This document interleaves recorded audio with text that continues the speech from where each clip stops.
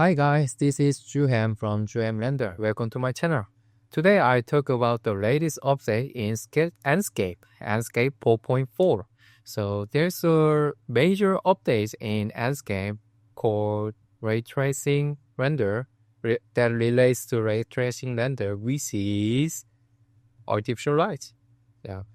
Do you use self-illumination or so-called self-illuminated materials often? In Enscape, there is a self-illuminated materials, but this self-illuminator option, it doesn't work as light. When users want to write this self-illuminated in real rendering, they have to put this rectangle or line lights or some whether like a disc light.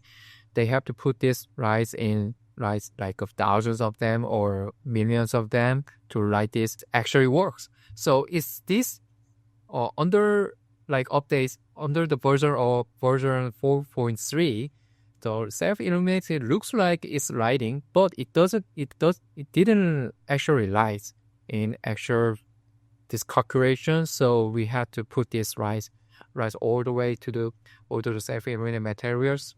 But in 4.4 updates, these self-illuminated materials finally works as lights. So you don't have to put lights like before.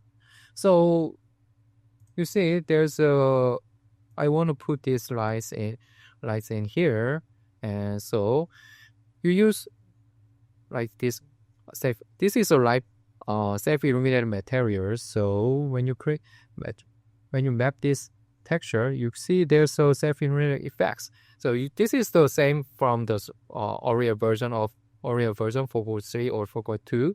But when you render it, you see there's a main difference between Oriel version. So there's no other artificial light materials like rectangular light or disc light or line light. Just self-illuminated materials. I just put self-illuminated materials. So this is the result that I got from the render. This is cool. Yeah. Well, in Oriel version, when you want to make this kind of render scene, this indirect light, you have to put all the rectangles or dislike or whatever, but you don't have to do it in Enscape 4.4.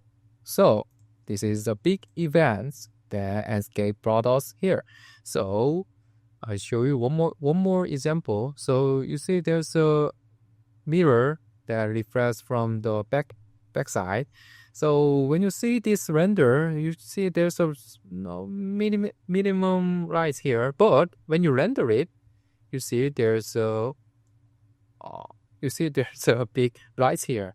So I think this is the main big difference between 4.3 and 4.4. And if you're a beginner, you might seem what's the difference? You might say what's different, but if you have used this Enscape render like 6 months, or if you're using this in project for a while, you see you might know that this is a big change in 4.4. And you might not have to use all the rectangular tips or line light tips for the indirect light. So how do you think about this Enscape 4.4 updates? I think this is very good, and Enscape is doing very hard on these days. So 1 month ago, February, there was a 4.3 update, and it's mainly about the Enscape impact. And 1 month later, they gave us Enscape 4.4, and today I saw there's a 4.5 preview updates in Enscape download homepage. So they are doing pretty busy work here, and I think they are preparing for the Enscape 5 version. So they're working very hard. So it's good for the users, right? Yeah. So this is my video, and I hope you all like it. If you have a question, feel free to write down questions on the comment like below the video. Subscribe now, and I'll see you guys in later. I hope you all guys have a wonderful day.